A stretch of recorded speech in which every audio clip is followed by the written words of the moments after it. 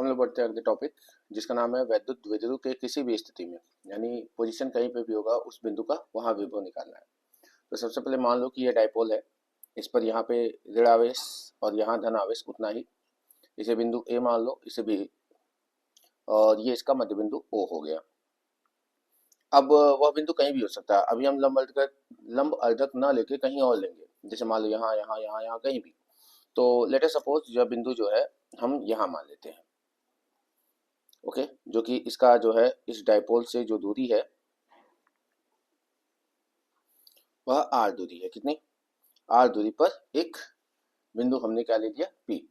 तो इसका जो पोलर कोऑर्डिनेट होगा, जिसको कहते हैं ध्रुवीय निर्देशांक, वो आर और थीटा में है।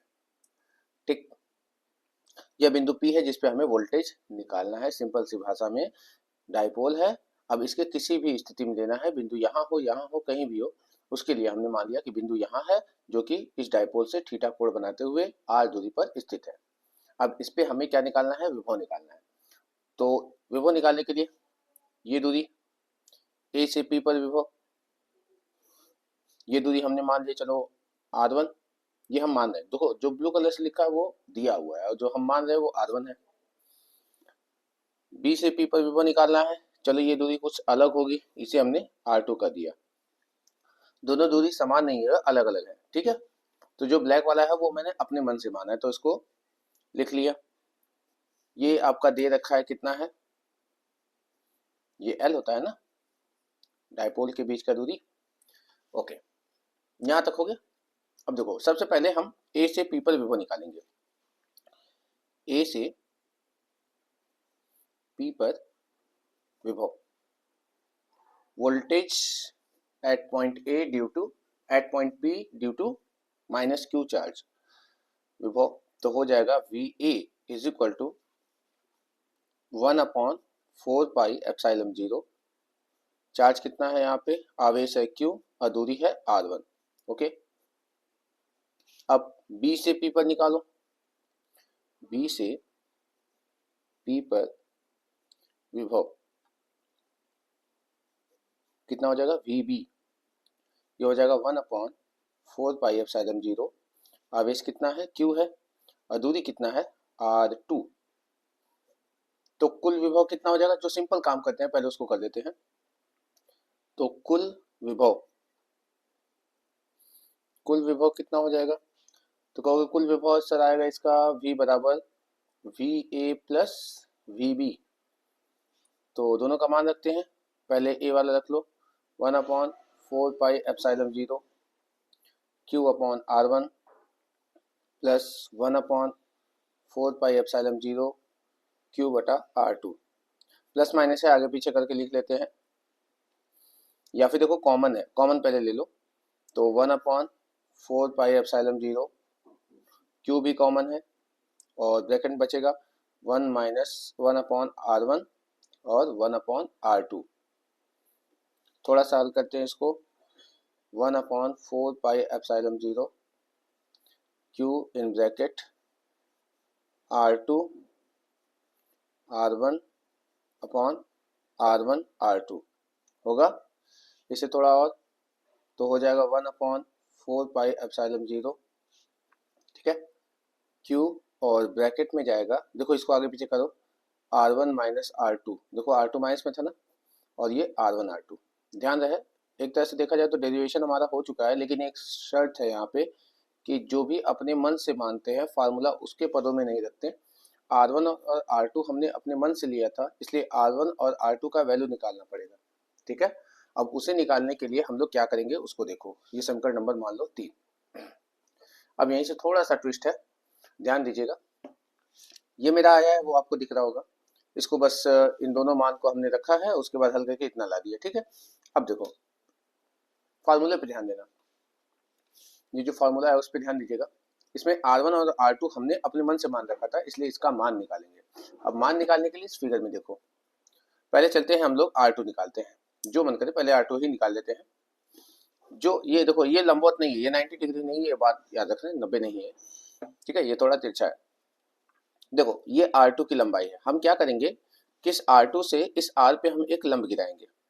ठीक है, R2 से इस R पे एक क्या करेंगे, लंब गिराएंगे, ताकि ये हिस्सा और ये हिस्सा बराबर हो जाए, यहां से लेके यहां तक का ये दोनों बराबर हो जाए।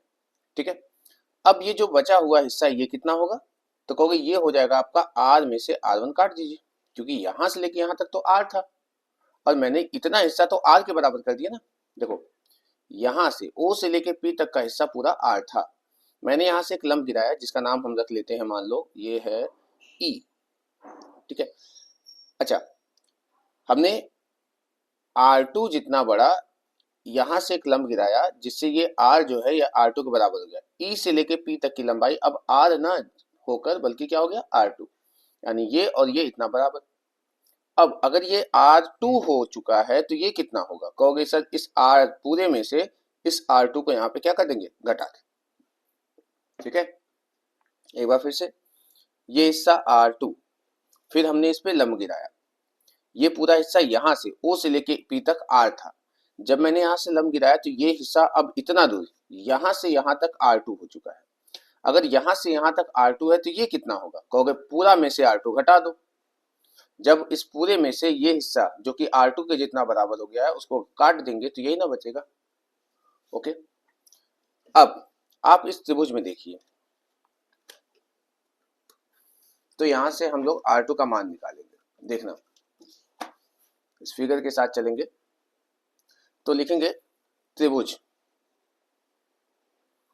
त्रिभुज कौन सा, OEB, त्रिभुज OEB में आप ये देख सकते हैं, अगर यहाँ पे कॉस लगाऊंगा तो आधार बटे कर्ण मिलेगा ना, क्योंकि ये 90 है तो ये भी 90 ही होगा, और अगर ये 90 होगा तो ये कर्ण होगा, आधार बटे कर्ण, क्योंकि आधार और कर्ण का ही मान पता है ना, तो इसी का यूज करेंगे, साइन नहीं लगाएंगे। तो कॉस थीटा बराबर हो जाएगा आधार कितना है, आधार कितना है, ये रहा R माइनस R2 और बटे कर्ण कितना है, हो गया।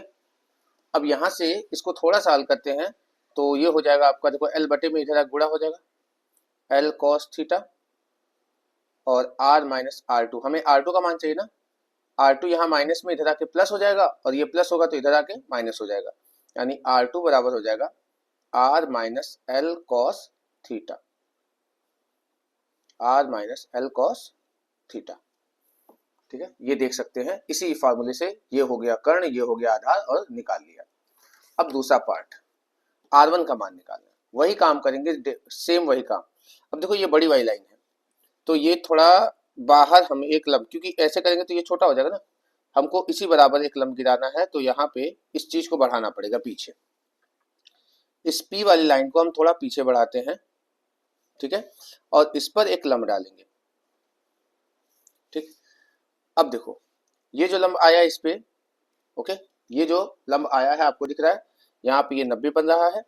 ठीक, अब ये हिस्सा कितना बड़ा है, ये जो एक्स्ट्रा मैंने बढ़ाया है उसकी बात करें तो आप बताइए, ये टोटल है R, हमने जब लंब गिराया तो ये और ये हिस्सा दोनों यहां से लेके यहां तक R हो चुका है। फिर से देखो, ये हिस्सा A से लेके P तक R1 था, हमने ऐसा लंब गिराया कि अब ये हिस्सा, इसको मान लेते हैं हम लोग F मान लेते हैं, तो F से लेके P तक अब R हो चुका है, F से लेके P तक क्या हो चुका है, R। लेकिन अगर हम थोड़ा कम करें, देखो F से लेके P तक R है, हम F से थोड़ा दूरी यहां तक कम किए, यहां तक कम करेंगे तो ये देखो R है। ध्यान दीजिए, A से लेके P तक को R1 माना है, तो इस पे हमने एक लंब गिराया इस लाइन को बढ़ा के, तब F से लेके P तक R1 हो जाएगा। मतलब ये जो लंबाई है ना, ये वाली, ये लंबाई और ये जो पेन चल के आ रहा है F तक, ये लंबाई बराबर हो चुकी है, यानी अगर ये R1 है तो F से लेके P तक भी क्या होगा, R1 होगा। लेकिन हमें सर केवल इतने हिस्से की बात करनी है, तो उसके लिए देखो यहां से लेके यहां तक है R, और अगर मैं इस बड़े वाले यानी क्या था वो R1, अगर मैं R1 में से R काट दूंगा तो यही बचेगा। क्या बोला मैंने कि R1 में से अगर मैं R को काट के निकाल दूं तो ये हिस्सा बचेगा FO वाला। ठीक है, अब आते हैं वापस से अपने त्रिभुज में। अच्छा ये थीटा होगा, यहाँ पे दिख रहा होगा। ठीक है, ओके, तो हम पुनः त्रिभुज में आते हैं। त्रिभुज का नाम देखो AOF, ए ओ एफ में अगर हम देखें कॉस थीटा का मान, कॉस थीटा, तो ये रहा आपका 90 के सामने ये एल है, ये द्विध्रुव का अर्ध लंबाई है, तो आधार है हमारा एल और 90 ये देखो आधार बटे कर्ण, सॉरी ये थीटा है, ये लंब है, ये जो बचा है ये आधार है, आधार का मान है r1 माइनस आर, ठीक है, ये थीटा है तो ये लंब हो गया, ये 90 के सामने है तो ये कर्ण हो जाएगा, तो यही ना आधार है, यानी एफ ओ आधार है, आधार का मान है माइनस आर और बटे में कर्ण का मान 90 के सामने ये एल, यानी ये एल हो गया, ठीक है। यही मेन इसमें समझना था कि हम लोग कैसे मान निकाले हैं। अब आगे इसको इधर भेज दो, तो L cos theta r1 minus R हो गया, r1 का मान निकालना है तो ये r प्लस में इधर माइनस में इधर आके प्लस हो जाएगा, तो r plus L cos theta, ये किसका मान आ गया r1 का। देखो r1 और r2 हमने दोनों निकाल लिया क्योंकि हमारे फॉर्मूले में ये दोनों मान हमको चाहिए थे यहाँ पे इस चीज में। अभी जो r1 और r2 का जो मान आया है यहाँ हम लोग रख देंगे समीकरण नंबर किसमें 3 में। तो देखो समीकरण 3 से v इज इक्वल टू जो समीकरण 3 दिया था यहाँ पे जितना दिया उसको लिखते हैं 1/4 पाई एप्सिलॉन 0 q। अब r1 माइनस r1 का मान l plus r plus L cos theta minus r2 r minus L cos theta बटे r1 into r2 r1 r plus L cos theta एक ब्रैकेट में, r minus L cos theta एक bracket में, हो गया। अब इसको हल करें, ब्रैकेट खोलिए तो v is equal to 1/4 pi epsilon 0 q bracket में r plus L cos theta minus r plus L cos theta. अब देखो ये एक ब्रैकेट में a प्लस बी, एक ब्रैकेट में a माइनस बी, तो a square minus B square हो जाएगा, L square cos square theta हो जाएगा। अब अगर देखें तो यहाँ से r टू r कट गया, v इज इक्वल टू हो जाएगा 1/4 पाई एप्सिलॉन 0 q, ये दो बार लिखा है तो हो जाएगा 2l कॉस थीटा और नीचे जो है r square minus L square cos square theta हो गया। अब आपको पता है कि ये जो हिस्सा यहाँ पे q इंटू 2l ये तो p का मान होता है, तो v बराबर हो जाएगा 1/4 पाई एप्सिलॉन 0 कि p का मान है तो p cos theta upon r square minus L square cos theta. ये हमारा किसी भी स्थिति के लिए एक निगमन हो गया, फार्मूला हमने निकाल दिया, ठीक है। तो ये किसी भी स्थिति में, अगर आप यहाँ पे देखो अच्छी स्थिति में अगर हम बात करें, अगर अच्छी स्थिति में बात करें तो कोड 0 होता है, तो जैसे यहाँ कॉस थीटा का मान 0 रखूंगा तो वो फार्मूला बन जाएगा, ठीक है। दिखाता हूँ, जैसे यहीं से मैं अगर अच्छी स्थिति का निकालूं, अच्छी स्थिति में थीटा 0 होता है और निरक्षीय स्थिति में हमारा थीटा 90 होता है। आपको पता है ना 90 ऐसे 90 डिग्री पे होता है। अगर यहाँ cos 0 का मान रखो तो cos 0 का मान 1 होता है, तो ये 1 हो जाएगा, ये भी 1 हो जाएगा, तो v बराबर हो जाएगा 1/4 पाई एप्सिलॉन 0।